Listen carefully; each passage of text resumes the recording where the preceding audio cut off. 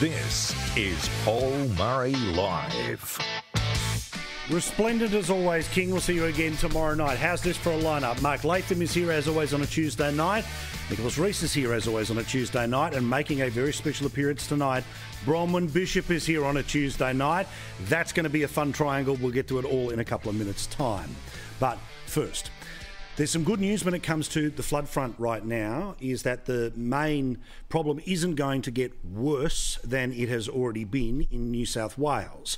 Put simply, this is a live look at the rain radar around the country right now, where you will be able to see that the rain radar is showing us that, yes, while there has been a lot of rain that's fallen over the past 7 days, the rain is now starting to move out to sea, apart from the far north of New South Wales. Yes, southeast Queensland's still an issue, potentially some issues too in Victoria, but thankfully it's not going to get worse. Now that doesn't mean it's over, of course, because in something like the Warragamba Dam, it's going to take days and days and days and days for all of the rain that's fallen uphill to come down through the Blue Mountains, down through all of those different estuaries, make it to the dam, which will of course keep spilling for a few more days, so the problems continue in the Hawkesbury and Nepean. But I'm just saying the problem doesn't get worse from here with more rain.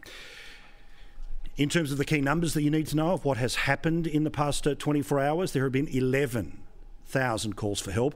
931 people have been rescued from these floods. About 18,500 people have been evacuated, and 63,000 people have been given warnings. Thankfully, fingers crossed, at this moment we are still in a scenario where there's been no fatalities, which is unbelievably good news to this point. But as the days roll on, as the waters subside, we're going to hear a lot more.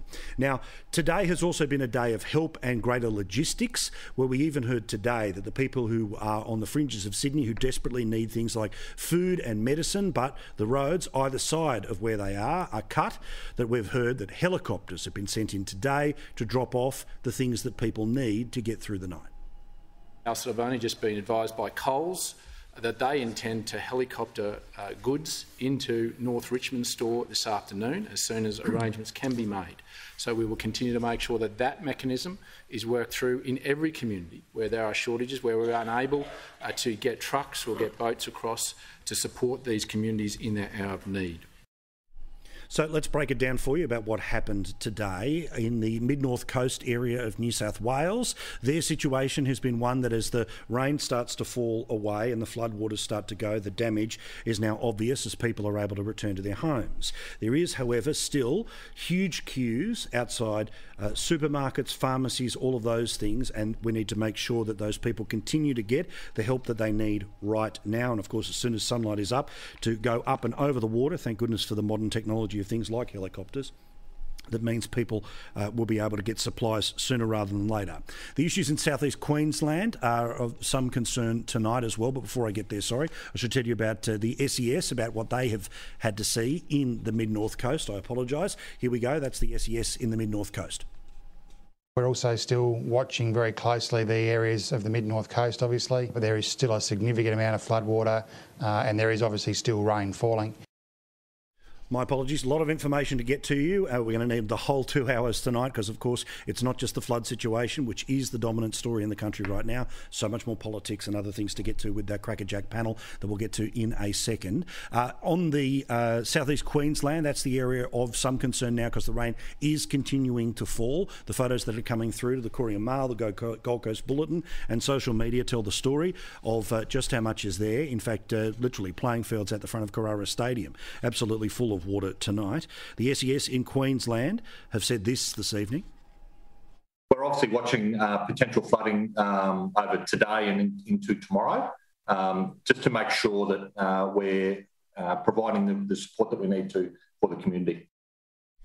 Now, again, the problem in Sydney is that while the rain has stopped, the water will continue to flow because of, as I just mentioned, those areas particularly affected by Warragamba Dam, more than full, that will keep spilling for the next few days. These are the scenes around Windsor, North Richmond, those areas. That's where the Premier of New South Wales is pleased to announce that the troops have been sent in by the federal government after the request of the New South Wales government. There's 2 aircraft, ADF aircraft will have at our disposal on the south coast, and they'll actually be flown by, I think, RFS personnel. So we have those 2 aircraft available already, and we have also asked for assistance to start some of the clean-up where we can in the northern rivers and mid-north coast. So whilst the vast majority of communities are going to experience worsening conditions, there are pockets of places where we are able to start the clean-up process already, and that's where we've asked for ADF support. Now, while we'll move to a more normal show in a couple of seconds, I want to hear from everyone who is affected by this, those that are still in the life-threatening conditions on the Gold Coast right now, or those in the mid-north coast, about what you've gone through, those on the fringes of Sydney. You can phone this program all night long. I'd like to hear your stories, and make sure if you need to scream to somebody to get something moving and happening by tomorrow, please call us right now. 1300 30 34 35, 1300 30 34 35. But as I said, today has been a day of action, one of Bronwyn's favourite words, and certainly it has been people helping, not just those that are paid to do it, those who volunteer to do it, those who have just been thrown into the service of trying to help people that they have never met. Here are some of the inspiring stories of a day where Australians are helping their fellow Aussies. For days as the rain's been falling, the problems have been getting worse. But with every day, more people come to the front line to help their fellow Australian. Here we are. I'm at the Rapid Relief Team Sandbagging HQ at Windsor. And we're making sandbags for the rising water. Groups like Back to the Bush are working with Rapid Relief to get sandbags out to people whose homes are being ravaged by floodwaters. Together, their main goal is to promote sensible ecological recovery to these floods. It's very critical that as many sandbags as possible get back out to the community, and that there isn't this false sense of security from the community. Oh, it's receding and the rain stopped. That means the flood's going to recede. It's quite a different case. These volunteers who are helping people they've never met are working tirelessly all day, all night, and they've got a message to everyone watching us right now. And if you've got a ute, come around here and start picking up sandbags and delivering them out to our homes where it's needed. From sandbag drops to clothes drops. And groups like Thread Together are working together with the Australian fashion businesses to pass on unsold clothes directly to the charities that are helping people right now. Right now we've got over 100 volunteers working with us. Earlier this morning we had a group come through our centre readying product to be distributed. We had a team here yesterday of about 25 volunteers helping us to get clothing out to people in need as quickly as possible. They're doing an amazing job. They're taking from companies that, put simply, have too much and giving it to the communities that have too little. These floods have whacked farmers, particularly dairy farmers, and thousands of cows haven't been able to get milked for days. They're going to get sick, unfortunately, if they're not milked in the next few days. Michael Johnson is a state MP. He represents the area just to the north of Newcastle, and his office is trying to do their best to coordinate fodder and feed to go directly to farmers ASAP. We will coordinate that to ensure that emergency services and the government can coordinate this properly to be able to get the feed to where it needs to go as quickly as possible. The ADF are on the ground, and even Coles has used helicopters to get assistance to people who need things like food. I think we should take up the offer as quickly as possible. I think it's fantastic that both at a corporate and an individual, private and community level, that we've got people prepared to put up their hand to help our fellow citizens who are under enormous amounts of stress. And as the rain moves out to sea, the people who are helping today will be here for a long time to come. People have just come to the door offering to help. It's just been amazing. We can't thank them enough. Sorry. Yeah, it's devastating to see our shop just like this, but we'll come back. We will come back from it.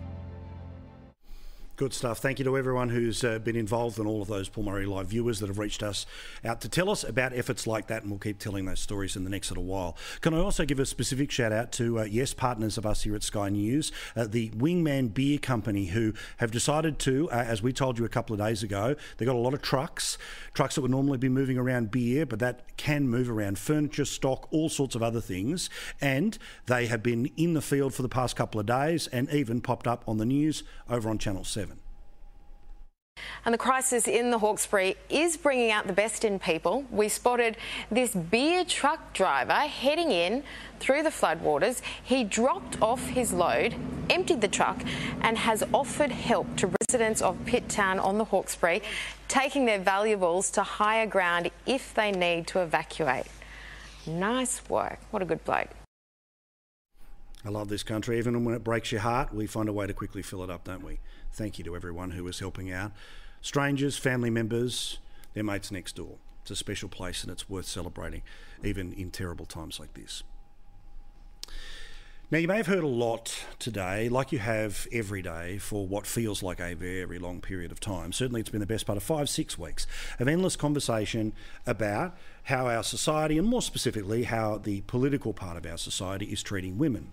You've also heard the ups and downs of the Twitterati who think that any straight white man would not be able to understand the problem, and you've seen lots of politicisation that has happened in the past few days. Now, I wanted to show you at length what the Prime Minister said today about all of these issues, because you're busy. You've got other things to do with your life. You might have seen just a glimpse of this on the 6 p.m. news.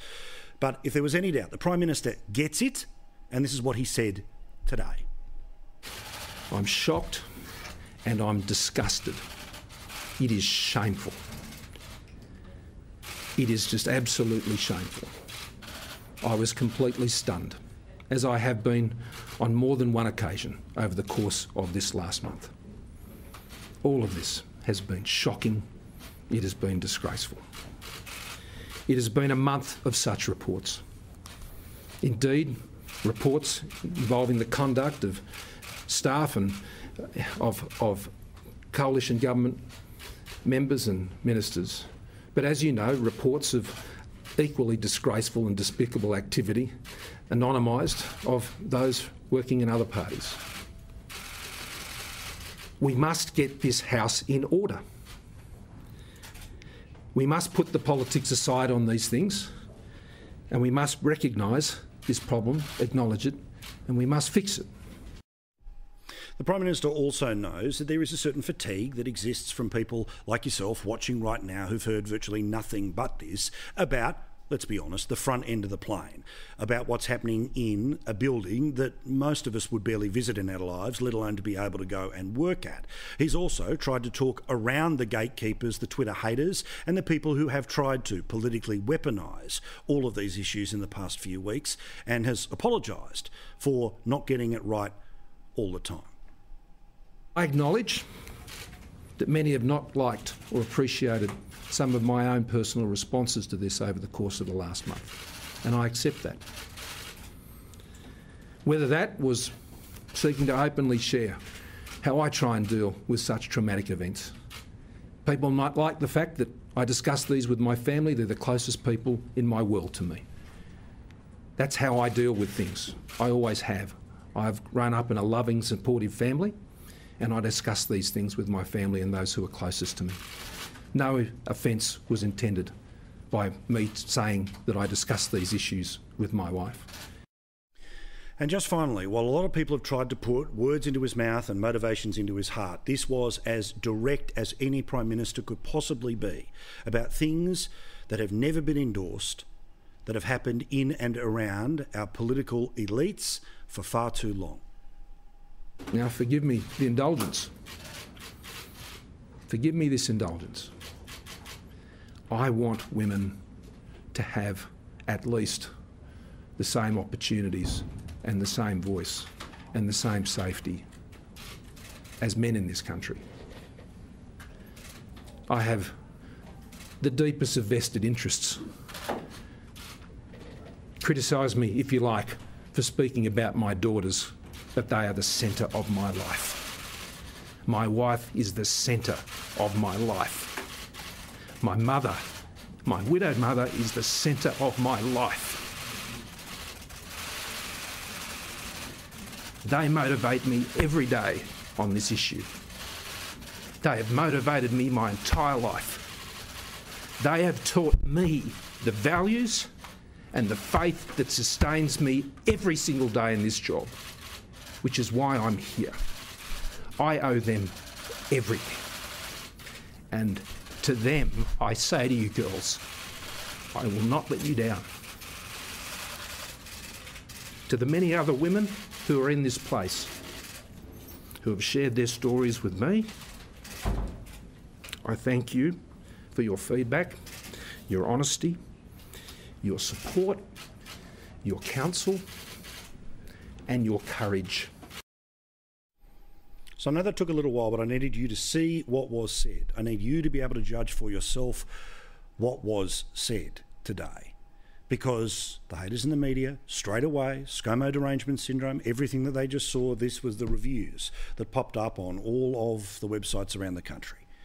The Prime Minister and Scott Morrison are part of Canberra's problem. The Turnbull lover, ScoMo hater in the Turnbull Times says that a reported rape of a staffer was not enough for Morrison to get it. Now women are tired of waiting. Another hater in the Channel 9 paper says the Morrison government will never get serious about stopping sexual harassment at work. And even at news.com.au, Scott Morrison's speech after Parliament's XX proved he still doesn't get it. Now, of course, not a flawless performance, in fact, quite a problem. When the Prime Minister decided to push back, and he said this in the middle of the press conference, and that, of course, became a dominant issue for the media, because when you talk about the media loves talking about the media, and normal people roll their eyes, but still, this was not a great moment. If anyone in this room wants to offer up the standards in their own workplaces by comparison, I'd invite you to do so. Well, they're better than these, I would suggest. Well, let me take you up on that. Let me take you up on that. Right now, you'd be aware in your own organisation that there is a person who has had a complaint made against them for harassment of a woman in a women's toilet. And that matter is being pursued by your own HR department. So, you're not aware of it. So let's not, all of us who sit in glass houses here, start getting into that. A statement was released by News Corp today about that suggestion. And Michael Miller, our boss here at News Corp, has made it very clear that the Prime Minister was wrong today to claim an investigation is underway into a complaint accusing an employee of harassment against a woman in a female toilet. No complaint has been received, and News Corp and Sky News are not dealing with a complaint. It continues. News Corp and Sky News take seriously any issues raised by staff, and our utmost priority is to respect their privacy and confidentiality. This is a standard business practice, and because of this, we do not normally comment on private matters. Now, that exchange immediately saw people like those who write for a union-funded website to, among other things, write this today in response, and this seemed to be the hot take on Twitter, is that Morrison was accused of outing an assault victim in the grab that you just saw, one that has been strenuously denied by our company here. But remember here, if this is the standard that we are now believing, what about what was around when the ABC ignored the plea of the family from the woman who took her own life, who withdrew her own complaint against Christian Porter? How do suddenly these things change? Well, I think we all can answer why. We're going to be joined by Nicholas Rees in a second. Mark Latham is at the New South Wales Parliament. Bronwyn Bishop here on a Tuesday night. Bronwyn, I'll ask you first up, right? As a former Speaker and as an eminent woman of Australian politics, what do you think of the PM today? Well, he did clearly make a mistake with the letting his anger get the better of him.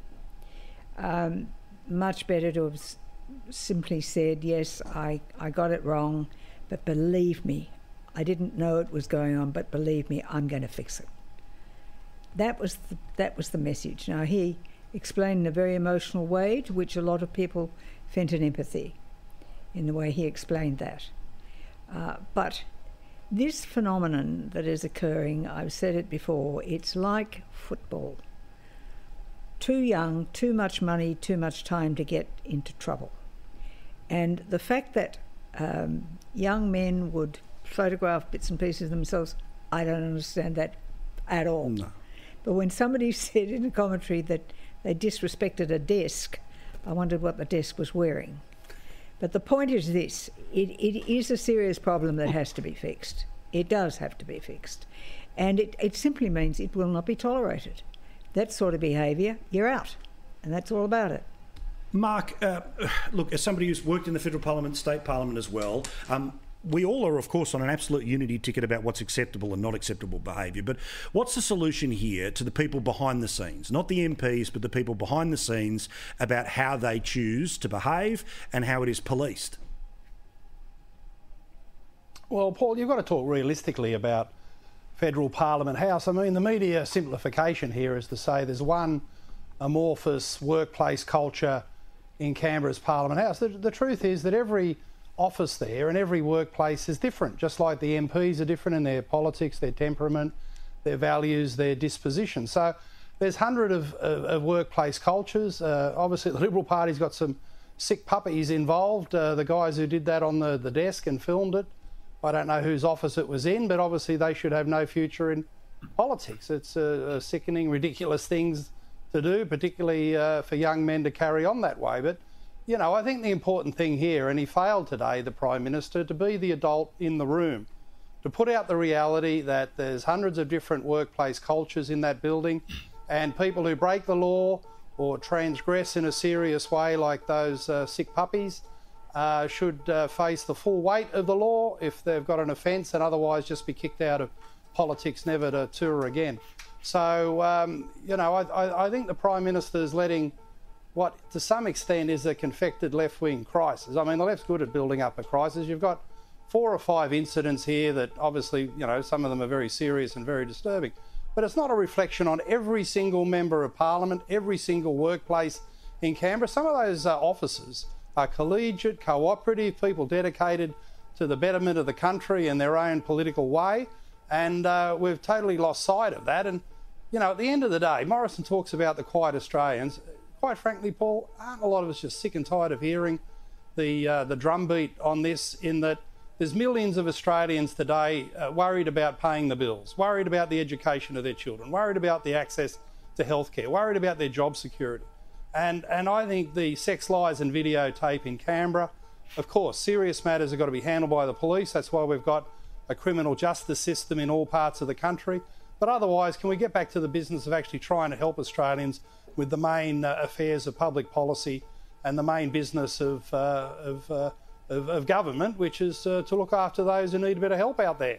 Yeah, look, I don't disagree, but I mean, Mark, obviously the government would say we're doing this, we're doing that, we're doing vaccine, we're, you know, all these flood relief, all the rest of it. But frankly, the people who write and talk about it won't tell. Well, no, well, the government's not, Paul. The government today was a teary Prime Minister responding to Andrew Clennell. We all love Andrew, and he's an old-style journo. We need more of that. But he got baited, he fell into it, he got teary. I thought it was a dreadful, dreadful performance. He didn't look like the adult in the room at all. And ScoMo, I think it's one of the low points of his Prime Ministership. So he didn't look like he was addressing any of the needs of the quiet Australians out there, millions of people who need help, not a handful of press gallery journalists, people on the project, the ABC, beating this particular drum. Yeah, let's get back to the real business of government. Yeah, I should point out it's not a fire alarm. They're voting in the lower house, I imagine. If he has to vote in the upper house, obviously he'll jump out of the shot right now, being Mark Latham. But Bronwyn, before I bring Nicholas in. Yeah, well, I think it's terribly important that we pay attention to what really matters. The government has to stay there. The alternative is just too horrible. Agree. And therefore, we can have these problems with press conferences like this one. And I don't disagree with a lot of what Mark had to say, but it is important that we remember it is seen as a problem by a lot of people. That's why I said the words that really matter is, believe me, I will fix it, because fix it, it's got to be done. And I think to simply have action and no more words is probably the way to go. Nicholas, what do you think action looks like? Well, look, I thought there were some good words from the Prime Minister today, and I think he has now tuned in to the magnitude of public sentiment and the strength of the fury that women and all Australians are feeling about the depraved behaviour we're seeing in federal parliament, but which many women know goes on in too many workplaces around Australia. In terms of where I think things fell a little bit short today, I thought the words from the Prime Minister were actually good, notwithstanding the mistake he made on, unbased allegations against News Corp. But I thought generally the sentiment and the words were good, but there weren't enough concrete actions that came out of it. So what would have I liked to have seen? I would have liked to have seen him make a commitment to implementing the 55 recommendations in the Kate Jenkins report on sexual harassment in Australian workplaces, which the government received over a year ago and which they haven't acted upon. I would have liked to have heard the Prime Minister give a commitment to proper induction processes in federal parliament, like goes on in every other modern workplace in Australia, where you get taught this is the behaviour we expect of you in this workplace. These are the no-nos. These are the things you'll be instantly dismissed for. These are our values. This is our culture. But that doesn't happen in federal parliament at the moment. I would have liked to hear him say more about third-party complaint mechanisms, which allow people to take their concerns about behaviour to an environment where they're not feeling threatened, where they won't feel their job's at risk. So they're just three things. They've already done that. But it's this thing, Bronwyn, who doesn't know that you can't take photos of your private parts, that you can't sexually assault people, that you can't do all of the things that have been discussed, including on that Labor side, punching walls and all the rest. Who doesn't know that is the case? Well, you certainly don't assume that anyone's going to employ anyone who doesn't know that. Yeah. But I think, look, we've then seen a lot of talk about, oh, well, the way to fix this is we'll have affirmative action to bring more women in. Sorry, that doesn't work. Well, as if Linda Reynolds wasn't involved in this story? Yeah, and the fact of the matter is that Labor Party, with its greater number of women, it didn't help Miss Huzat, did it? Who, the member for Lindsay, who was drummed out of the Parliament and slut-shamed in the Parliament. And again, Nicole Flint, she received no support from all those women who have come in on the Labor side to say, particularly the ones who lived in South Australia and knew what was going on. And they were barring Linda last week when she was telling us. Indeed they were. So the point is that it's no good saying we've got to change the composition. That doesn't work by having affirmative action. Let's have the criteria that we want people into Parliament who are coming there to be a servant of the people, who want to make Australia a better place to be and are concerned always that the people come first and the country comes first. But Mark, what Nicholas was just talking there about that 55 things of the Sex Discrimination Commission, I've read those. Some make sense, but there's an awful lot of references, more than a dozen, to Our Watch, the organisation which, among other things, has turned around and told people don't walk in a room and say, "G'day, guys." Now, this would feel like if a group like Our Watch was brought into the process, put into the heart of how the system works, we would get a consequence like the report that comes out of the Collingwood Football Club, or half of the stuff that runs around in the New South Wales Parliament. How would you feel about Our Watch getting even more power? Well, how do you police sexual harassment when the meaning of sexual harassment is redefined to include trivia? And Kate Jenkins did a report on the universities that said that sexual harassment is looking at a woman for too long, telling a bawdy joke, three blondes walk into a bar, and offering erotic gifts. So I suppose you bring back the little statue of the David from Florence, you're up for sexual harassment charges. Lydia Thorpe, the Green Senator, today was complaining about people who said her hair looked nice and what was she eating, and saying that was her complaint about sexual harassment. Now, how do you police that? And if you set up kangaroo court tribunals, everyone will be before them. We're in an environment of like the Salem witch hunts, where every single allegation is assumed to be true. The police, the courts, the prosecutors have been sidelined. They're totally irrelevant. And we're dealing in allegations, redefining sexual harassment to be complete and utter trivia. So, Paul, I find this to be the Mad Hatter's Tea Party. When someone like Sam Maiden is now a moral guardian in Canberra, when you see some of the other characters involved, and I know ScoMo had a lash at the press gallery there, but boy, oh boy, when I was in Canberra, they were the worst offenders of the lot and should be the last ones to be moralising about anything. So, I just think the whole thing's reduced to farce. Yeah. Nicholas, last word on this. Paul, I want to move on. Yeah, I just want to jump in on this point around quotas, because I think Bronwyn's comments can't go without a response. I'm not going to suggest that quotas are a cure-all on this issue, but I think as we saw the Prime Minister today recognise and Maurice Payne recognise, and I do think this is actually a huge step forward for Australian politics, that comes with that recognition, that quotas are an effective tool for lifting the number of women in a workplace. But and Linda Reynolds is a Sheila. She was the one who mishandled the complaint. Let me finish the point, Paul. Common sense tells you, Paul, that when you have women in decision-making roles, when you have more women in the room, when issues are being debated, when organisations are deciding what they're going to do next, then you will end up with an organisation which is more sympathetic to women and is kinder and gentler to women as well. And I'm not going to try and get into a Liberal versus Labor debate here, but I do think that Labor is better for having had introduced gender quotas. Really? I think we saw the PM and Maurice Payne recognise that as much. That is absolute rubbish, Nicholas. Yeah. That is rubbish. Look, what affirmative action does is make you a permanent second-class citizen. People say, you're only there because we had to have a woman. And the people who advocate it are the ones who want to control those votes and want them to be in their camp. And you've only got to look at the way it's worked for the Labor Party. When the question of leadership came up, what was happened to Tanya Plibersek? She was told, go away, little girl, we don't want you, we're going to have a bloke. And she was really pushed aside because she was seen as part of that quota system.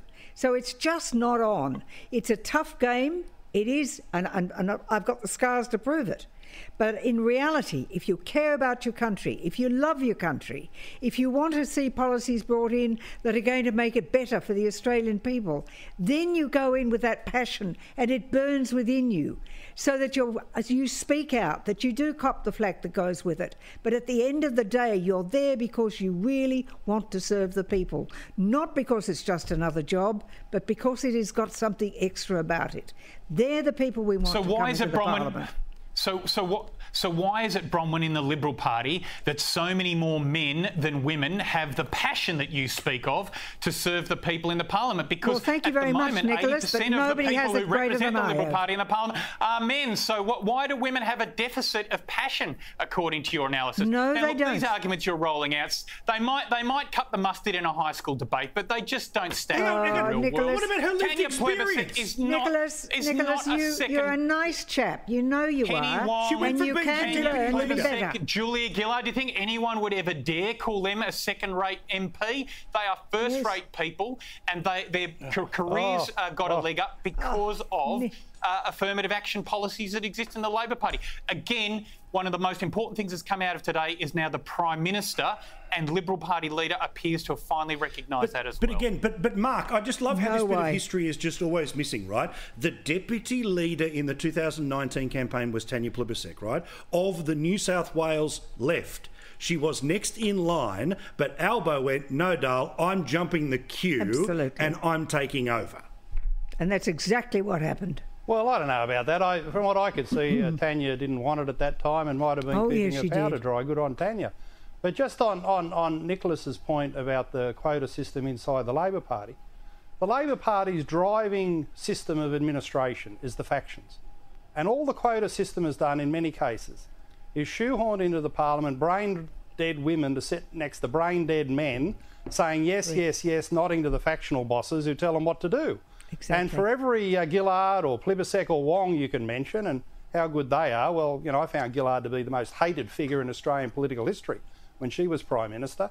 But beyond that, for everyone you can name in that category, there's about a dozen of the women who are completely subservient to the factional system.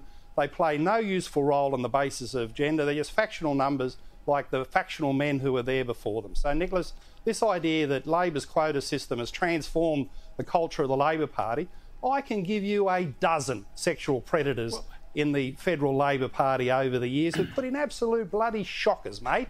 And for your idea that somehow Labor's holier than thou and it's cleansed its system is a complete and utter lie. Well, so I never said that, Mark. I've never said it holier than thou. In fact, I said at the very start, quotas are not a cure-all, but I appeal to basic common sense. If you have more women around the table when decisions are being made, you will get a system that is kinder and gentler to women, and that's what we desperately need in the federal parliament and in our country. All right, so when there's a chance to replace the Lord Mayor of Melbourne, you'll be standing out to make sure that a woman can replace Sally Capp as the Lord Mayor? Well, I was very proud to support Sally Capp in her run for Lord Mayor when she first ran and in a recent re-election, Paul. I mean, I'm not going to get into these silly sort of games. They're not silly. Of course, it's silly. I make a basic point here about quotas work, guys. They do work. No, We've seen the Prime Minister concede as much you are saying today. that. You are saying that. Holier than thou. Quotas work. There's no evidence of that whatsoever. None. We're going to take a break. We're going to get back to this. It's going to be a good night tonight, I promise. No need to go to bed. Plenty more to talk about, including the Greens are telling us up front what they would do should Labor get anywhere near running the country after the next election. More in a sec. In a second, the Greens are telling us up front what their plan is post-election. We're here with Mark Latham, with Bronwyn Bishop, with Nicholas Rees, and a little gag segment that I think happens once a week over on Taxpayer TV, decided that it would be hilarious to talk about, well, toxic masculinity as if it was a global pandemic. The race is on to vaccinate half the world against toxic male culture. In a laboratory in Canberra, two of the country's best scientists have made an exciting discovery. Well, the toxic male culture virus, or toxin21, has existed for millions of years. Ever since men have been around, really. But recently there's been a massive spike in community transmissions. So after the women's marches this week, we've decided to fast-track the trials. Initially, we thought that speaking out would be enough to beat toxin21, but we soon realised we needed something a lot stronger. I mean, wearing masks definitely slowed down the virus, but you could still hear men talking. Yeah. Mark, forgive me while I pick up my side. Fair income. Well, you know, that's about as funny as a burning orphanage. If that's ABC humour, they've got a long way to go before they make anyone laugh. And, you know, the ABC recently, their star political journalist, Lee Sales, Paul, she's put out there just how bad and toxic the male culture is. That she had windswept hair and she had a lapel mic that didn't quite fit all that well, and someone said she went to the toilet more than a bloke. I mean, these are horrendous crimes inflicted on Lee Sales by the toxic male culture. Again, it's the trivialisation of these claims that's so striking. And that little segment there paid for by the taxpayer, seriously. You know, it's not that hard to create a few jokes. They do it every Friday there on the Friday Slowdown. Rita and Nick, they've got us all rolling in the aisle. They should be running the ABC. But also, look, I know what they want is for us to, to constantly react to things like this, but, you know, Bronwyn, again, every person, every man in the world needs a vaccine from themselves. They're dirty, dirty urges. This is Taliban thinking. This is the logic that means someone must be covered head to toe because men can't control themselves. Exactly. We're coming at it from a different angle, but that's what's implied. Absolutely. Absolutely. And the infiltration of the idea that men are the enemy that is coming out of so many of these advocates is just got to be resisted. It really has. You know, in this wonderful country of ours, every individual has an opportunity. They have the opportunity to do what they want in this life. It's going to be harder for some than the other, harder for some blokes than other blokes, harder for some women than other women. But there's a trail there that people can take. If they're really determined that they want to do it, they've got the ability to do it. And I have said at international conferences that how fortunate we are in Australia. I always knew when I set out that I wanted to have a role to serve in the Parliament, that despite the fact that for 20 years there were no women in the lower house of the Parliament at all, in the federal Parliament, I knew it could be done. And I've spoken at international conferences where I've said, look, the absurdity of a nation that doesn't draw on 50% of its talent is a very foolish nation. But it's up to the individual to wish to take a certain path in life. And everyone doesn't have the same ambition. There are different things that people want to do. And it's that individuality that makes our society work. So to simply say that nothing is going to be okay until we've got 50% doing this and 50% doing that is just not sustainable. Now, the Greens, as I said, have told us what their plan is after the next election, which is that they hope that they can get the balance of power. They claim that there is a 0.6% uniform swing against the existing government, and they're able to win seats like off Labor from Griffith in Queensland, the far northern New South Wales and around sort of Byron Bay of Richmond, knock off 2 in the ACT and get the old seat of Wills in Victoria. Wasn't that Bob Hawke's seat at one? Anyway.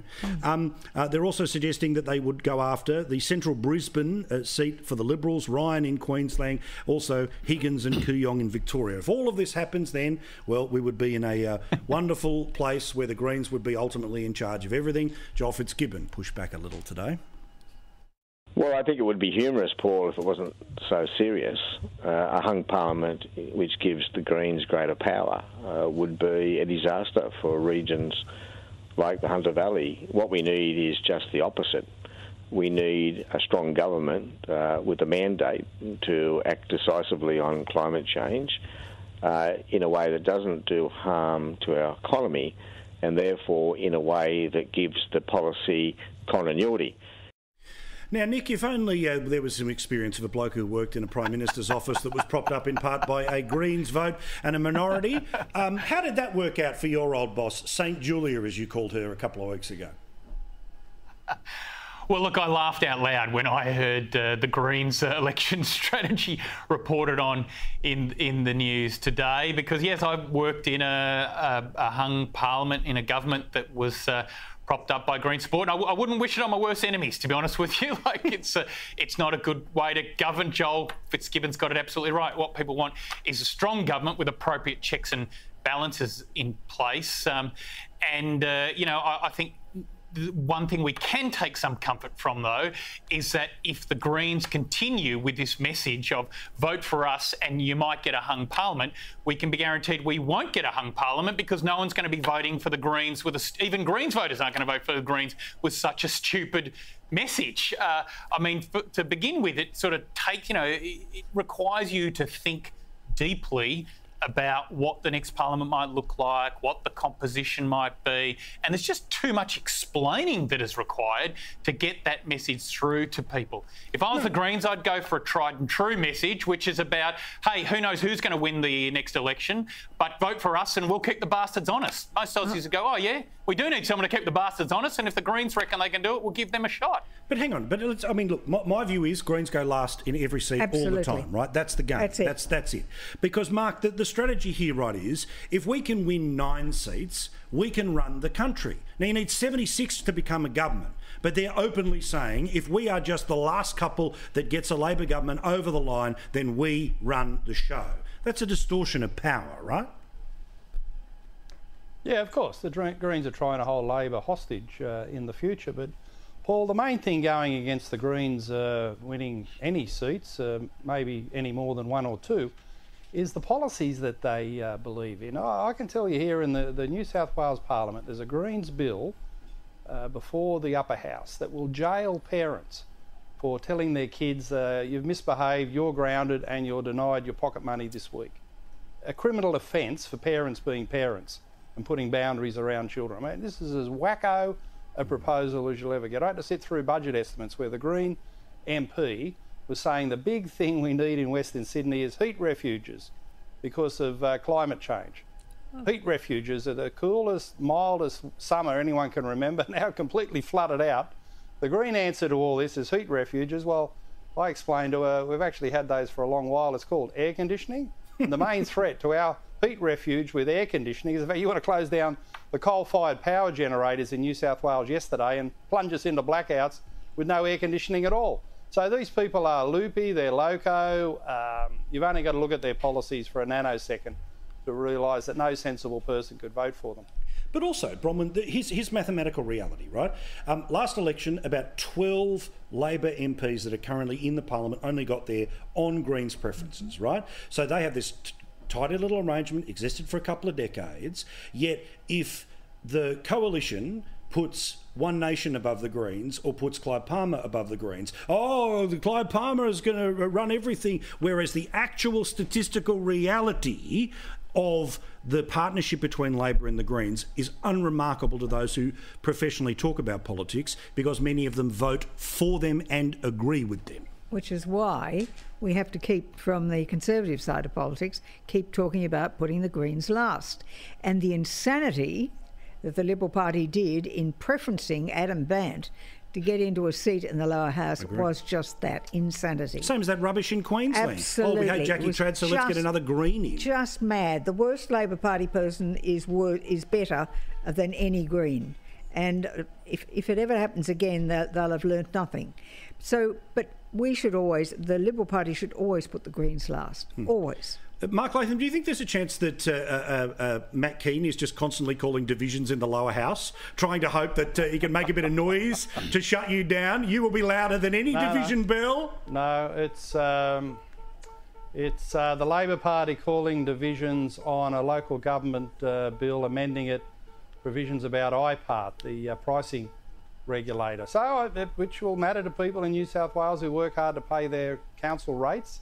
So we can't begrudge democracy in action, Paul, but yeah, there's plenty of divisions showing that here, at least in the New South Wales Parliament, the major parties are doing more than that bloke at the desk in the footage, and more socially useful, politically useful things than many of the characters in Canberra. Again, proving the point, all of these workplace cultures are very different. All right. Now, can I just talk about the Daryl Maguire situation, where we got the report into what we had all seen being investigated for all those days in a row, all those phone calls, all the rest of it here.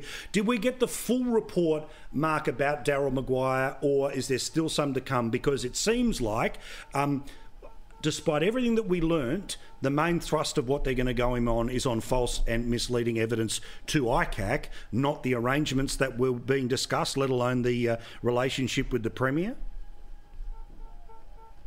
No. Well, Paul, there are two Maguire-related inquiries. One was Operation Dasher, where he was picked up on phone taps at Canterbury Council trying to sponge commissions for land deals, a long way from his electorate, Canterbury.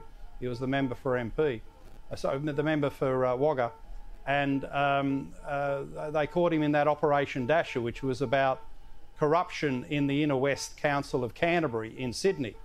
And out of that phone tapping exercise, they stayed in tune with Daryl and his girlfriend, the Premier Gladys Berejiklian, and that spawned the second inquiry, the much more substantial inquiry you're referring to, which is known as Operation Keppel at ICAC. So these are separate inquiries, and what you saw in the release of the Canterbury findings yesterday is, a drop in the ocean compared to the more substantial matters in Operation Keppel that involve the Premier Gladys Berejiklian. Okay, now I'm going to give you guys an early mark in a second, because we're going to have a debate on the show about dams, with one person who's got all the information about why we should and one person with all of the claim about why we shouldn't. So we're going to have a proper hardcore chat about dams in a second, but before these great people go and get their early mark, Dark Mofo is, very, very specific but yet very popular thing that happens every year in Tasmania, where there's always some level of shock and outrage and politics behind it. Previously, there was a bloke who buried himself under the ground to somehow symbolise issues of Indigenous people. And then there was a bloke who decided that he was going to soak the British flag in blood to symbolise what Indigenous peoples had gone through here in Australia. Apparently now, that, however, has been cancelled. That's not going to happen. Bronwyn, a lover of the arts, how do you feel about this bit of art, so-called, being cancelled? Repulsive. Truly repulsive. I thought it was very interesting. I mean, I've visited that museum. It's very interesting. I found that, again, interesting that the people who organised the summer festival for that museum also repudiated this whole concept, as have Indigenous people themselves, as just being disgusting, really. So it's now been cancelled, as it should be. So, but those things, though, Nicholas, where obviously they're going to say that part of the role of art is to be provocative, and there's always a line there, and there are people, including former Prime Ministers, who would like to defend some of the creepiest art that any of us have ever heard of. But what do you think of this sort of stuff? Well, look, I'm like to think of myself as pretty broad-minded, and I agree with you. I think art should, in some part, challenge us, push our boundaries. and good can come from that. But I think in this case, the artist, an Italian artist, has got it wrong. Context is in Not Spanish. Italian, Apologies, Spanish. Thanks, Bronwyn. Spanish artist has got it wrong. And context is important in these things. So I think a Spanish artist soaking a British Union Jack with blood to make a point about Aboriginal history in Australia has probably got it wrong. And to Bronwyn's point, Indigenous folks have said this is not on. And to the credit of the Dark Mofo organisers, they've had the sense to say, right, we're not progressing this way. Now, it has taken way too long. Anyone who's been anywhere near Melbourne CBD would know that it's been too much of a ghost town for too long, out of over-the-top fears in and around coronavirus. But the public service has been ordered to go back to work and busy up the joint. Here is the Minister making that statement today. And that also coincides with the changes that we've made to workplace arrangements for the Victorian public sector, which is requiring staff to be at their original place of work for 3 days a week. So for the CBD, that means up to 90,000 shifts of Victorian public service workers here in Melbourne, adding to the vibrancy of our city. Nick, what bullshit? No one's got the virus. No one's got it in Melbourne. Go for the full 5. 3 days a week? Look, I'm going to try and take a glass half full take on this, Paul, and say that this was a big step forward for Melbourne today. You know, at the City of Melbourne, we've committed to getting our workforce back 100%. And, you know, I might have remarked that it was time for the office workers of Melbourne to kick off the doona and get back to the office. But are they back now? 100% back now? Well, the density limits that are announced by the government today mean that that's not quite possible. So we've signalled that we will get back to 100% as soon as we can. I mean, look, there was a lot of really positive things there today. So they've moved away from a cap on the number of people who can attend workplaces and instead use density limits.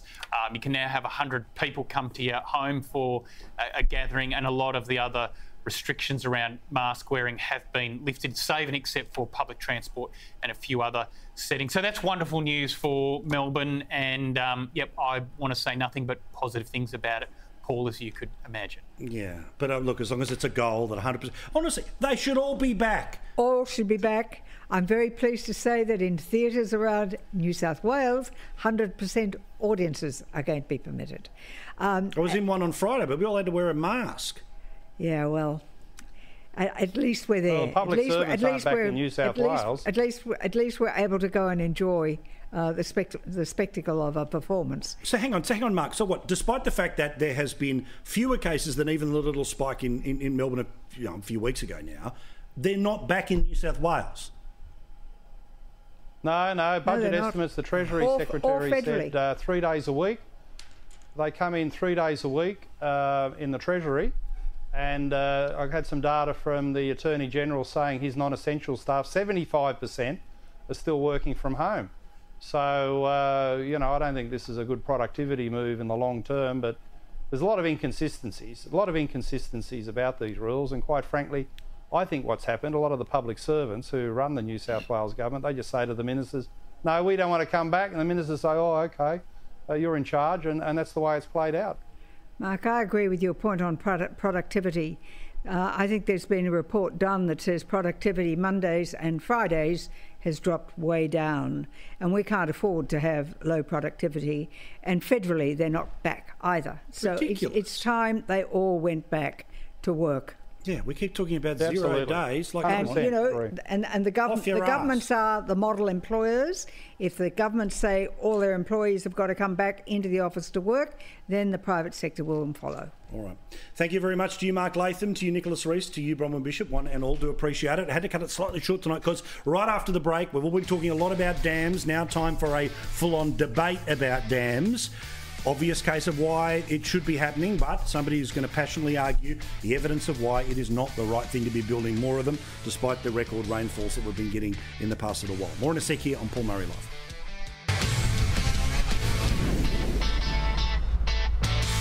Now, like a lot of people, we hear a lot about dams.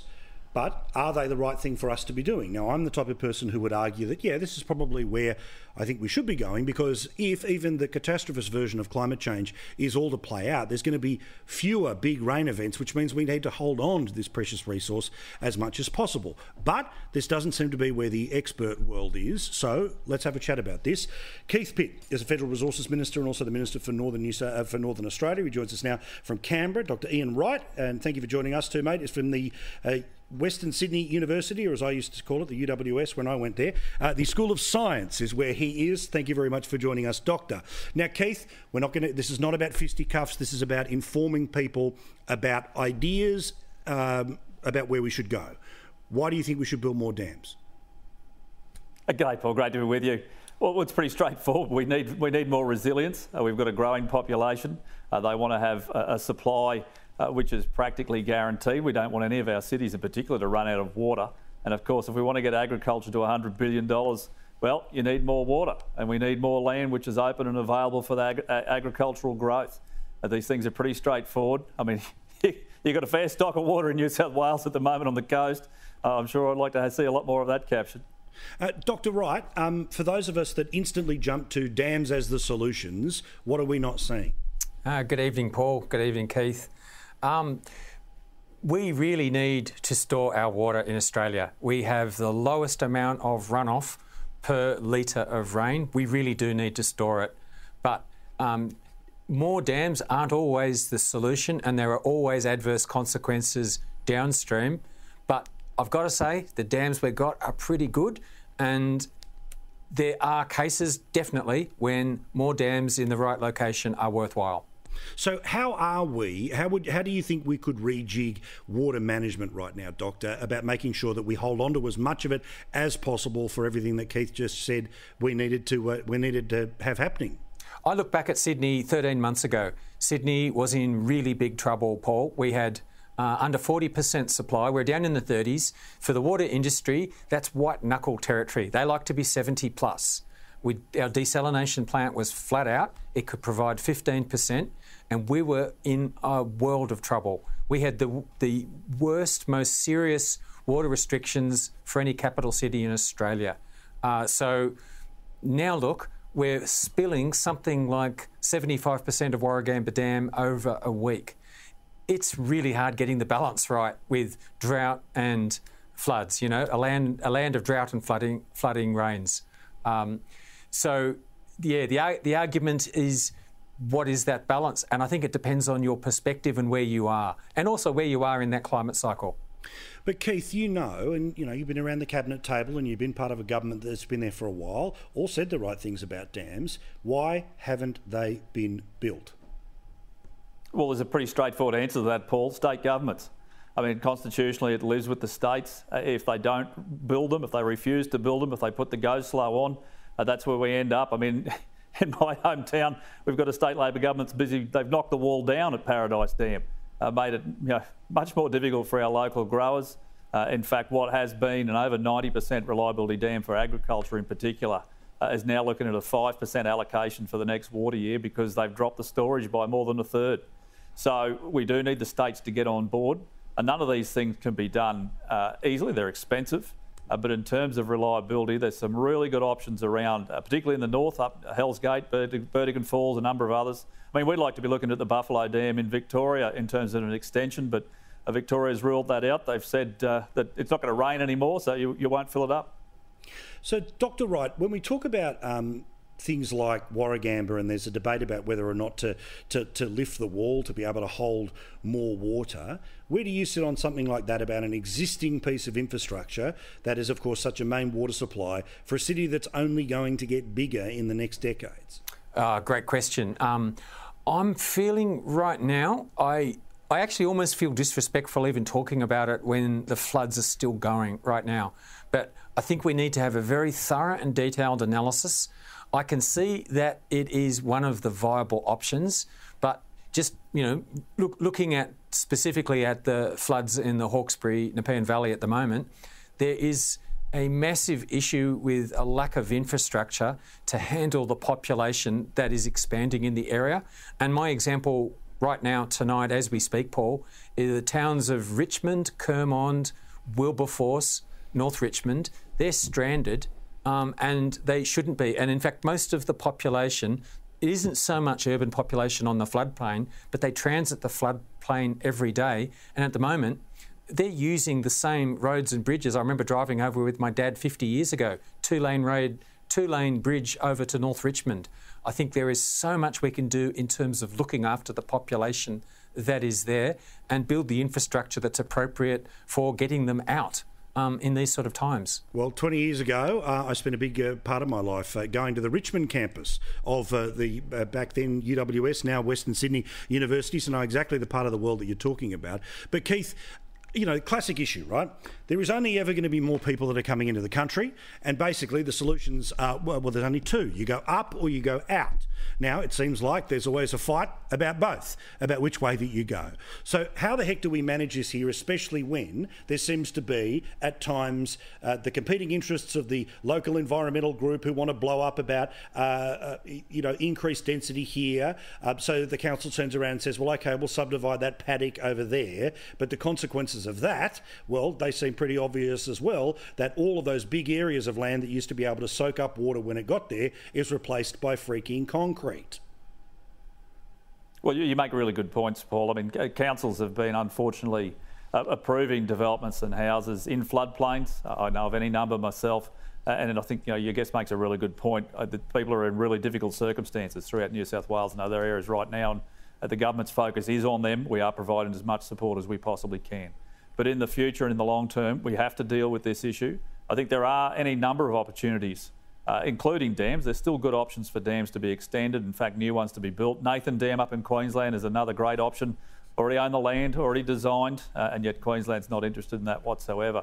But I think there's some other alternatives out that need to be assessed, whether that is underground storage, whether it's the use of previous underground mines for storage. And of course, I know there's a lot of discussion about water reuse in the cities.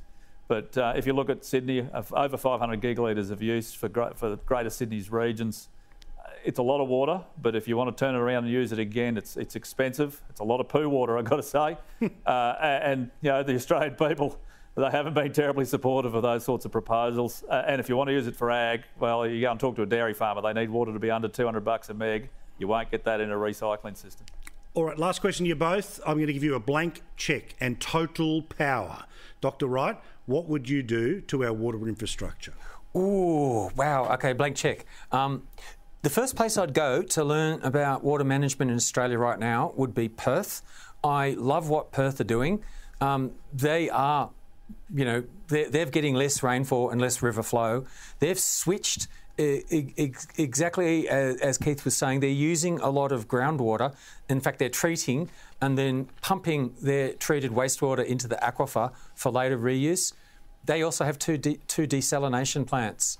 I like to see more recycling. I'd like to see our dams used better. And in fact, we can even use the recycled water, site some of the storages up high, and that's a giant battery for hydropower. It is a disaster in so much of inland Australia, and I'd like to look at options where we can send more water from the water-rich areas into make a bountiful, productive inland. Good on you, Dr. Wright. Thank you very much. Keith, you kind of gave us a little preview before, but imagine the Treasurer's gone, you know what, Keith, whatever you want, pal. I mean, the Treasurer does that for me all the time, Paul. I'd do a couple of things. The first one is I'd line and then get rid of anywhere we've got losses and leakage through the typical old dirt channels and make those much more efficient. But secondly, I'd be looking at nuclear as a standby option for desal. It's the most efficient way to do it right around the world, and it gives you some other advantages as well. All right. Thank you, lads. Do appreciate it. Thank you, Keith. Thank you, Ian. We'll talk to you again. Great with you. Thank you very much. See, goodness me, a civilised debate on pay television. It can happen.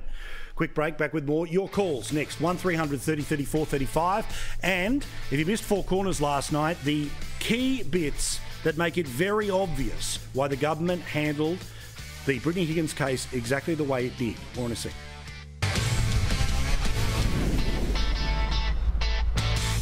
Thank you very much for watching, wherever you happen to be. If you would like to get in touch, you know what to do. You simply send me an email, paul@skynews.com.au. Now, last night on Four Corners, they had a whole show that was about Brittany Higgins. Put simply, all of it was stuff that was already out there and known. They decided to put in the middle of it first-term independent MPs who, unsurprisingly, were, of course, going to point at the grand ooga booga that is the Liberal Party and the government. But there was a couple of really key things. And once you shake a lot of the noise out of that report, that give you a bit of an insight into how this was all handled. Now, first things first, there is an absurdity in federal parliament that if you are pissed and you have a pass and you're not the politician, they'll still let you go into the building, all right? That's not a fault of the security guards. It's a fault of the rules the security guards, of course, are policing. It's also not a building where there's an automatic declaration that when you find something, it's sort of taken out of everyone else's hands and a process just starts, all right? But the timelines in and around the reporting that was done last night on Four Corners actually matter. Okay, now they were able to get a couple of things that were new to the story, interesting facts about it, including text messages that were being sent the day after the apparent assault between Brittany Higgins and a colleague. This, in part, was one of the things that they discovered. The same day, Brittany Higgins told a close colleague what had happened. I hope you're okay. This is pretty serious, horrible stuff. You probably need to report this. Fiona, our Chief of Staff, knows. She followed up on the security report about it. If I can do anything to help you, just let me know. The only thing I really want is for this to not get out and become public knowledge. The second part was an apparent want to keep things as tight as possible from Brittany Higgins to the fellow Liberal staffer. Now, again, please, if you're half watching, don't go off and say I'm trying to victim blame Brittany Higgins. I'm not. I'm trying to lay out a timeline here. And then the last revelation is something that we're going to talk about with two of our mates here at Sky News in a second. But first, again, another interaction where this stepped out from those two staffers and was off to higher powers. Behind the scenes, Brittany's close colleague was trying to get some help for her from the Prime Minister's office, or PMO. And just checking before I do, if you want me to reach out to PMO. Yeah, that would be potentially helpful if you wouldn't mind having a conversation. Spoke to PMO. He was mortified to hear about it and how things have been handled. He's going to discuss with the Chief of Staff, no one else. Now, remember, what we have heard all the way through this here is that Brittany Higgins didn't want to go to police, didn't want to file anything formal with police, and that was a point made clear in the reporting last night on Channel 2. 2 days later, Brittany Higgins told the AFP she didn't want to proceed with her complaint. She told them, "It's just not the right decision personally for me, especially in light of my current workplace demands." Later that day, she flew to Linda Reynolds' hometown of Perth to begin work on the election campaign. Now, again, the back and forth between her and a staffer is instructive, because think about this if it was somebody in your own workplace about how it would be handled, how naturally, what lever that you pull here. It might be the wrong one, but still, this is what they were dealing with. A couple of weeks into the campaign, the police were asking questions about why Brittany Higgins had dropped her complaint. I had a weird call from the Station Chief of Police in Canberra. He asked me if the party or the Chief of Staff was pressuring me not to come forward. Weird. Probably just doing his due diligence. It's but people have probably been pressured before not to say or do anything. So let's be clear, by May of 2019, as this story laid out, it was very clear that this wasn't to be progressed with the police on Brittany Higgins' behalf. She didn't want it to go public. Yet somewhere a little further down the track, somebody was starting to tell her story. Not her, but somebody was telling her story without her knowledge. They were taking it to the media, not once, but twice. 5 months later, an anonymous tip-off arrived in the email inbox of a reporter at the Canberra Times. The email to the Canberra Times reporter said a woman had been raped inside a ministerial office and that security guards had been told to keep quiet about it. The reporter contacted the ACT police, who said they were aware of an alleged assault, but that the woman didn't want to make a formal complaint. The Canberra Times dropped the story, but when the government learned of its inquiry, it went into overdrive. Another 5 months passed, and then there was another anonymous tip-off. A letter to Labor Senator Kimberley Kitching. The letter claimed that officials in the Department of Parliamentary Services, which employs the security guards, tried to cover up the rape by altering reports and cleaning the minister's office that afternoon. Senator Kitching passed it on to the AFP, who told her to take it to the Speaker of the House and the Senate President. They commissioned former Inspector General of Intelligence and Security Vivienne Thom to investigate the claims. Vivienne Thom's report has never been made public. The department said in a statement, "The report concluded that the evidence does not substantiate the claim that a senior official within DPS subsequently instructed staff to amend incident reports to minimise the event and remove key information, and does not substantiate the claim that a senior official within DPS instructed the Building Security Division to have the suite cleaned." Now again, this is not selective editing. This is the story once you take out the reporters who are adding the emotional commentary and the political figures who are, of course, trying to add the political spin. These are the facts as were laid out. Now, if all of that... Honestly, I don't think I can be connected to politics. I don't think I can be connected to sort of anything that happened. It was just, I can't even explain to you how difficult it was. It makes me feel so gross and so sick, and if this had happened in a park with a stranger and I had somehow identified him and knew his name, I'd go to the police tomorrow and I would get him arrested. But because of all the weird party stuff and the pressures of the time and the hierarchy and whatever else, I felt like I couldn't, and that's a problem. Now, I apologise, I wanted to set up that thing before you heard it. The timeline of when that was recorded is not made clear by the Four Corners report. Whether that was something that was happening in and around the events of 2019 or 2020 is not defined by the program. Whether that was a conversation after she had quit the government and after the story had started to come out, maybe. But the point that I was trying to make was to say, despite the fact that everything was being laid out in one direction, it's that last grab. That, of course, is the one that to me really stands out as something that is regretful of earlier actions. When she says, if it happened in a park, I would have gone to the police, but because it happened in Parliament House, I didn't. But here's the issue. What do you do when the person whom it allegedly happened to does not want it known publicly, does not want to complain, does not want to take it further up the chain, does not want to go to police? What are you supposed to do?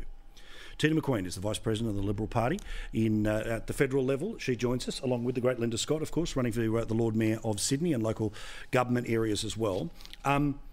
Linda, again, that is the summation version. If people want to go and see it, ABC, you pay for it, go and watch the whole 44 minutes, all right? I think it's really important that we should have found out the timeline of that last recording, because if that last recording was at the time the text messages are being sent, then that tells a story that the narrative has basically been built around, that essentially she felt powerless and unable to go to the police. But because it wasn't defined when that recording took place, it might have happened after she's already decided to leave and is now frustrated and getting ready to talk about her story. Now, part of me wishes that story didn't go to air last night because there's a police investigation, but they decided let's do the trial by media on telly right now, okay? We're all going to stand by Brittany Higgins and her want for justice, and I hope justice comes out of the police process. But I'm just going to ask really straight, really simple. What do you do as a boss if the person doesn't want it to go any further and doesn't want to go to... What are you supposed to do? Just like consent can change over time, so can one's thoughts about what they would like to do about an allegation. And as an employer, you have a whole lot of obligations. If there's been a crime committed, you have an obligation to report that to the police, but you also have an obligation to look after the well-being of your employees. it is not clear from that story, and I think there's a whole lot to come in this issue, whether or not at the time of her employment, Brittany Higgins did or did not want to make a police report. Of course, as a human, she should have been supported in that. But if it was the case that she did not want to make a report during her time of employment, then it's up to the government and Brittany to explain that if she wants to and if they want to, and it's up to the courts to look at the issue and make a decision about, you know, the relative guilt of the alleged party. But can I say this? We can go over the details endlessly, and I'm sure that Australia will do that. But it's still the case that we have a problem not just in Parliament but outside Parliament. We talked about it's this still at the great case length. You know I feel that it is an issue that deserves wider attention because of the women who are cleaners, because of the women who are nurses, because of the women who are judges or doctors. Four Corners didn't do a story about that though. 700,000 people saw that last night.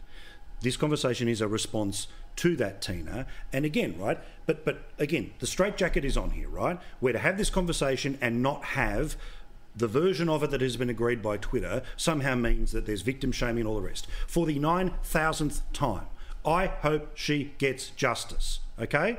I don't want you or anyone else to pass judgment about her, but just that simple question, okay, on the timeline they laid out, with the text messages that were happening between colleagues, what else is a boss supposed to do if one of their most junior people or a junior person in the office doesn't want to take it anywhere? What are you supposed to do? I think for a young woman starting her career, a boss has to listen to what that young woman or man wants to do. Now, if a decision has been made and is consistent that she doesn't want to go to the police, you can't do it. That's got to come from the individual, their choice, what they want to do, Paul. Now, I'm pretty certain every opportunity was afforded to Brittany, and I know that she was, you know, had a great deal of care around her. But let's leave it to the court, as Linda said. I mean, we're all not over it, but it's tiring. It's distressing, and Four Corners just won't let go. You know, and like you, I don't think that program should have been shown last night, given now she has finally made a complaint and investigations are underway. Well, this is it. I mean, I just think, you know, if you end up as a potential jury member, did you see the show that laid out the facts of the case? You know, come on. Anyway, stepping away from the Brittany thing, because no doubt people will have gone and dobbed to us on Twitter. I don't care. We're adults. We can have the nuanced conversation. I want to ask you, Linda, about the PM today. I know the moment with News Corp. News Corp have dealt with that. We've talked about it publicly here. But all that stuff at the start, the Prime Minister showed he got it, right? Well, I think that it's hard to say what people will think of that interview, honestly, because on the one hand, in the beginning, he was clearly trying to show that he had empathy for the things that Australian women were talking about. But moments later, as you've spoken about, Paul, he raised an allegation that potentially was not public in an organisation that I understand is not News Corp, and showed that he had knowledge of an allegation in another organisation potentially, but not one that happened as part of his own government. So overall, can I say it was a very confusing performance, and at the best, he was sending an incredibly mixed message. At the worst, it seemed like a blatant politicisation of the issue. So I think Australian women, frankly, are just feeling confused about what the Prime Minister thinks and knows, and honestly, it's hard to tell. He clearly, at some points in that interview, was not telling the truth. That's been refuted by News Corp in relation, today. Yes. So, honestly, it brings to the heart of the issue trust, and again, I think Australian women are going to be asking those kinds of questions. Tina, look, God.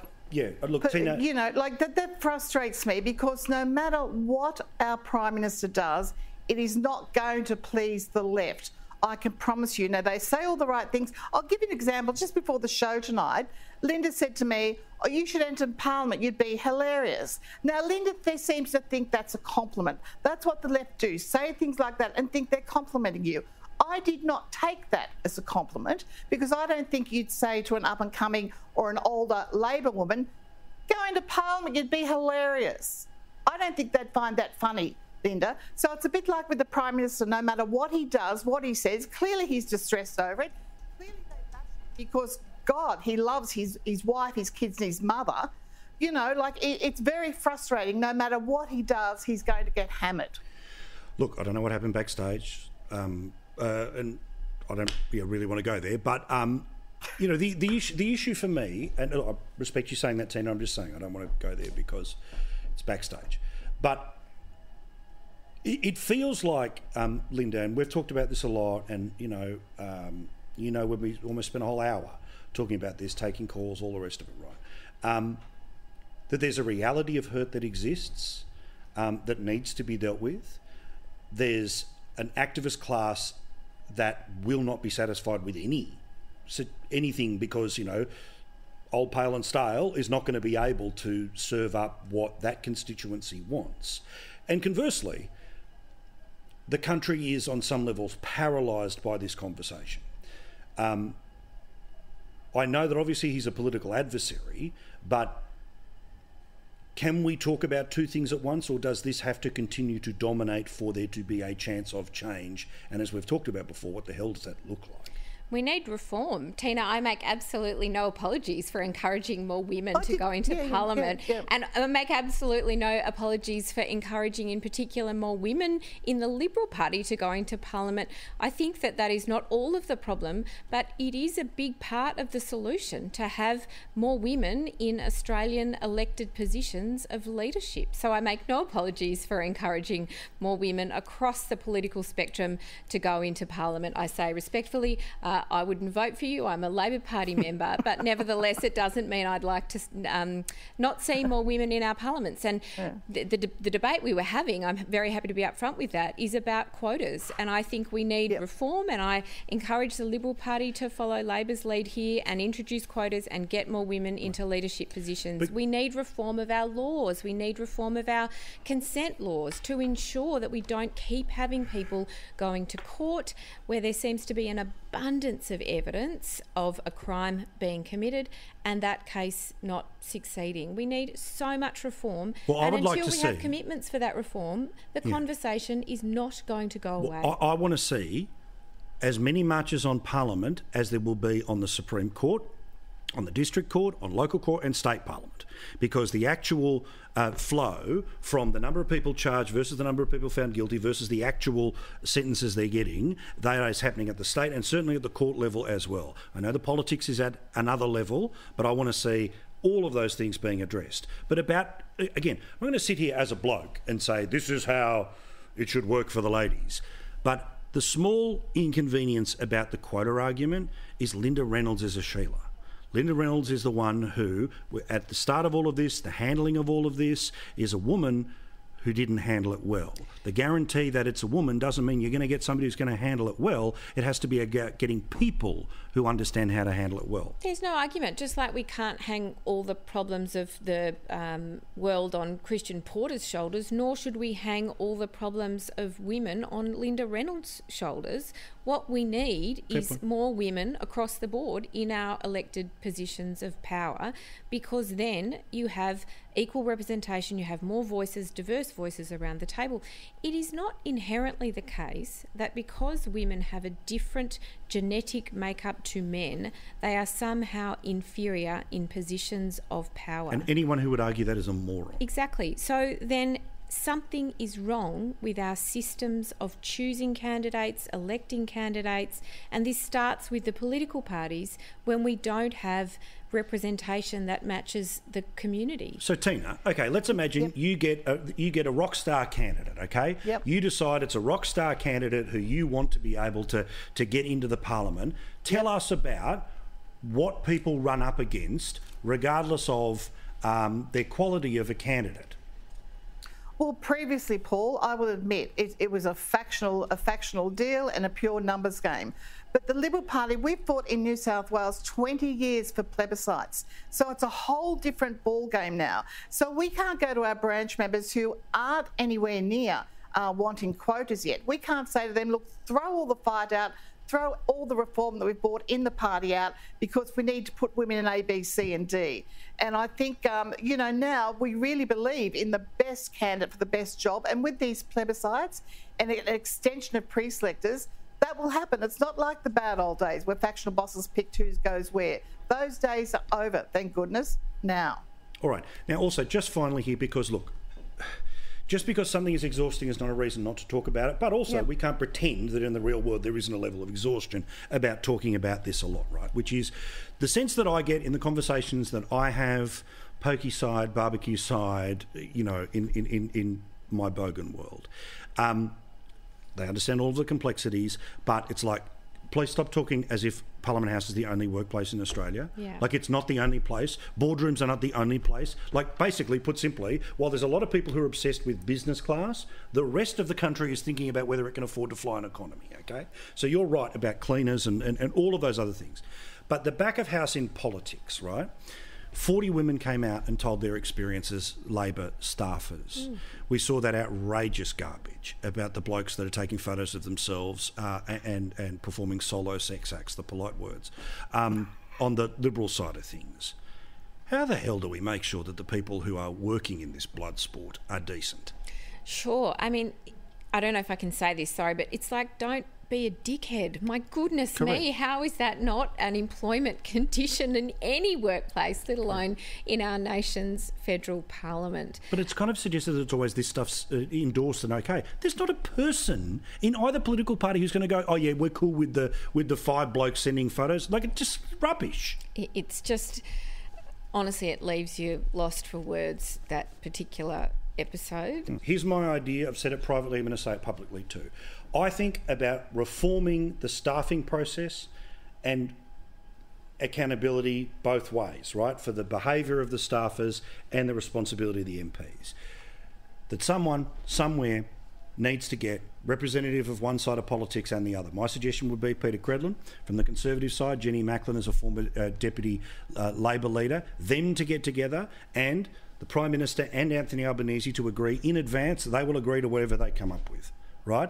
Talking about actual action. These are 2 eminent women who I'm sure do not want the workload, but should be, as people who understand the beast, understand the machine, that these people need to be empowered to be able to very quickly put a whole bunch of new systems in place. Because obviously, in the same way that it's already illegal to murder someone, yet 400 people committed murder. People will break these rules.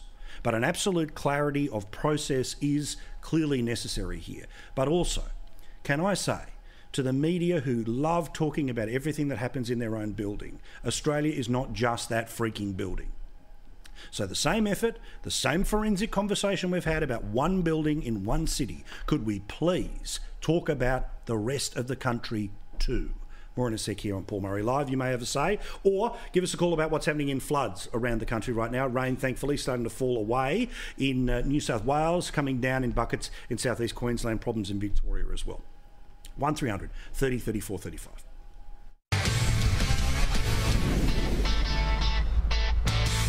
All right, let's get to the calls right now on a whole bunch of issues. James is in Taree. We had a chat to James a couple of nights ago. Hello, James. Hello, Paul. How you going, mate? Good, mate. How are you holding up? Oh, not too bad, mate. Not too bad. Just been trying to help out a couple of fellas down the road. Managed to get the hay to them by using my tractor to go through water to get to them. So the rain's kind of slowing now, isn't it? Or has the rain stopped? The rain, we've had 20 mil odd today. It's virtually stopped now, but like a lot of this low-lying country down here, we're going to have water for probably another week, 2 weeks on some of it. So that's a bit frustrating, but you can't get much about that. One of the fellas I was giving a bit of a hand today, I was having a good chat with him today, and as he said, like, financially, he's well and truly stuffed. he hasn't been able to milk these cattle since Friday, and he's not looking at being able to milk probably for another couple of days until he can get an electrician in to try and rectify his dairy to be able to milk his cows. So people like this are really struggling, and we're trying to find help for them and get what we can to help them out, you know what I mean? Well, good on you for doing it, mate, and I'm glad the tractor was of even greater use today. That thing about moving hay around, moving some feed around, that's the stuff that needs to happen, doesn't it? Because you can't go a few days without feeding these animals, let alone milking them. Well, and the biggest thing with these dairies, like, yes, the cows haven't been able to get milk for a few days, but to get these cows, as soon as they can get the dairy going, they'll be able to get a milk, but then they'll have a large volume of milk. Then the volume of milk they'll produce will quite significantly reduce. And to be able to get them back into production, they need high protein feed. So to be able to source that, it's quite a mission for them. So, if you'd be interested, but I would encourage you to come up and actually have a look at some of these farmers in the mid-north coast and see how we're going out here. Mate, we'll gladly do it, all right? We'll get back in touch, mate. Thank you very much. Do appreciate it. Linda, I want to talk about the local government side of all of this. We've had good mayors on, particularly the ones on the mid-north coast, that are out and talking about this. The truth is that as we talked about, mid-north coast had its bushfires like everywhere else, but essentially they had to wait an awfully long time to be able to get anywhere near clean up because the focus moved to the south coast. Now this area is getting whacked again with floods. Tell us about the role of local government at a time like this. Look, it's obviously just been completely devastating for councils and their communities. I spoke to many of the mayors in New South Wales on Sunday night of the affected areas, and I've been speaking to a lot more during the week just to check that they're all okay and coping, because as you can imagine, they're personally very distressed, and some of them have had their own houses significantly damaged. But the damage to the roads in particular is just out of this world enormous, and the clean-up costs are extraordinary. These are well outside the realms of the things that councils can afford. I think today the New South Wales government has committed to funding the clean-up, which is really fantastic. We need them to do that everywhere, and that will be so crucial. Because I wanted to ask just a dumb practical question, okay, which is when you get rates, you've only got rates for so much, and essentially this isn't running at a profits here, so you're basically sort of running bones of your ass the whole time. When something that takes multi-million dollars, like a bridge, gets washed away or a road, how does one pay for that?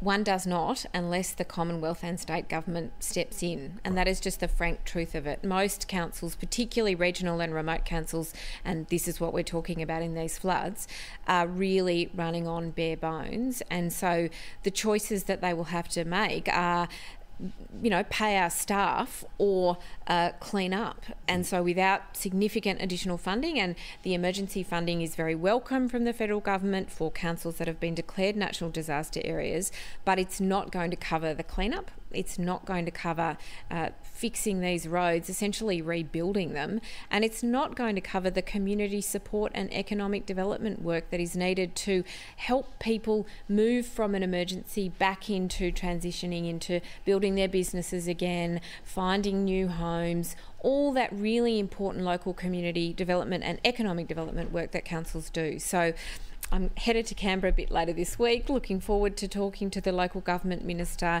hopefully to the Prime Minister and a range of other elected leaders about what councils need to recover. But it's an extraordinary amount of support. We need to support our communities recovering from this in really diverse areas, right? Mid-coast, but reaching today evacuations in Moree. I mean, this is not just on the coastal areas, and it's not just in New South Wales. This is very widespread. Yeah, absolutely. Let's take another call here, because there's a little bit of news happening around New South Wales politics that I'm trying to process while we're live on the air. I'll bring you that information in a second. It's going to make it harder for the Berejiklian government to get a law passed. I'll explain why in a second. Nathan is on the line right now. Nathan, you're the chairman of the Hawkesbury River County Council. Tell us about your thoughts about what's been happening in your region the past couple of days and how that Warragamba Dam wall is just not high enough. Well, good evening, Paul, and it's a pleasure to be with you. Look, I represent not only the community in the Hawkesbury, but the broader community along the floodplain, and the organisation that I chair is responsible for waterway health. Now, what really frustrates me is that what's missing from this conversation is the voice of the community that is at the greatest risk of flooding. And it really eats my cheesecake that many of the opponents of raising Warragamba Dam do so from a place of relative safety. They normally live in the eastern suburbs or up in the hills, and they are high and dry and out of harm's way. And I have spent the last 4 days visiting poor people in my community who have been flooded out, who are standing in their yards trying to keep their precious belongings above the waterline. I met a man today, all he had was the clothes on his back.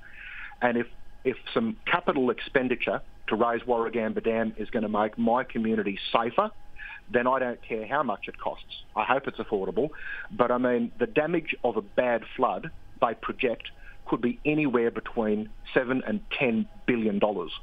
There are 134,000 people that live and trade on the floodplain in the Penrith and Hawkesbury areas, and there have been 125 floods since European settlement. So if I can say anything to a certainty, it's that what we have seen today will happen again.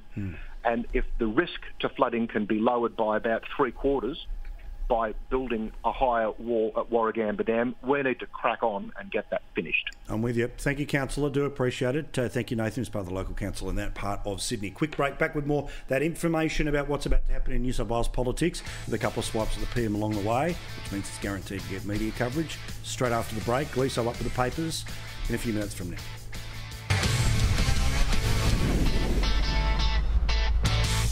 We have some breaking news out of Tasmania tonight. It is now the third jurisdiction in the country to formalise the right to die legislation, euthanasia as it would otherwise be known. It passed the lower house to be confirmed as the law of the land in Tasmania by a vote of 16-6 after a tight vote in the upper house. Tasmania has passed the right to die legislation in following the lead of Victoria, where the system has been in place for a couple of years, Western Australia, where it was codified last year.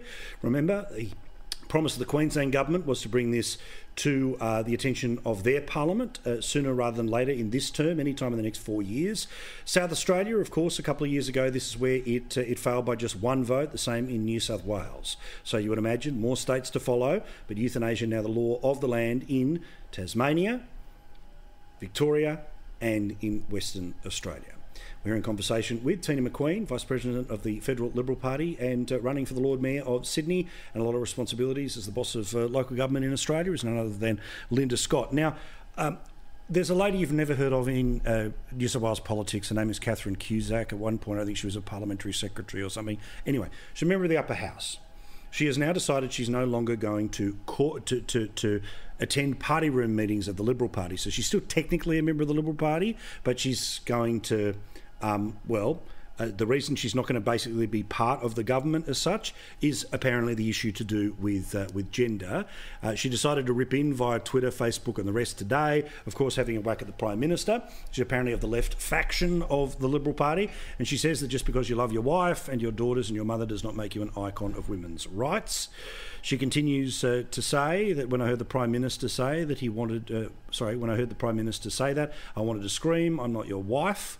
But does that mean I do not matter? Well, we all matter, and Scott Morrison does not seem to get it. So she intends to take some leave, of course.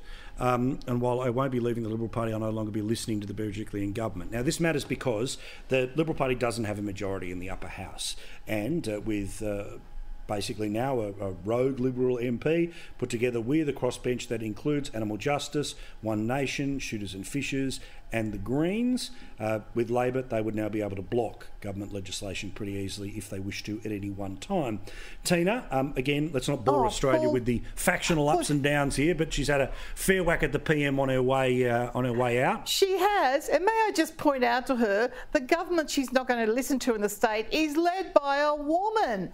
This is what I mean with women of the left, be it Labor or Liberal Party, they're never happy. I mean, and if you're not happy under that leadership and guidance, go, Catherine, go. Sit on your own somewhere under some tree up where you live in Byron Bay. You know, like, this is ridiculous. And to kick the Prime Minister again, purely because he loves his wife, kids and mother, is a really cheap shot. Disgraceful. All right, Grant is in Mudgee. Let's quickly jump him on the phone here. G'day, Grant. Good evening, Paul. Hello, mate. What do you want to talk about tonight? Well, I just wanted to talk to you about the dam debate that you had earlier on tonight. Yes, please.